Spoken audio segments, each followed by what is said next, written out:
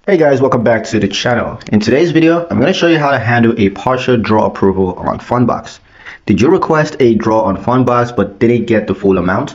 Don't worry. This guide will explain why that happened and what you can do next. The first step is to check the notifications. Now, after your draw request, Fundbox will send you an email or dashboard alert explaining if the full amount was, partially approved.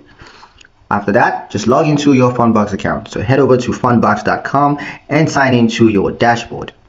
Once you're in, go to Activity or Transactions tab. Here you're going to see the amount that was approved, the scheduled disbursement, and of course the remaining credit available.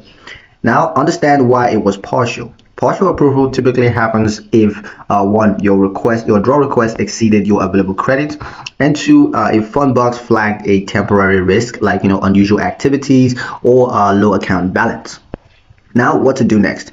If you need more funds, all you gotta do is wait a few days for repayments to clear up, or you can contact Fundbox support to clarify limits or request a credit line review. A couple of pro tips. The first is to avoid requesting more than your available credits to prevent partial approvals.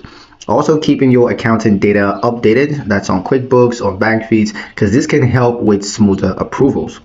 And that's how you handle a partial draw from Fundbox. It's all about staying aware of your limits and using the dashboard to your advantage.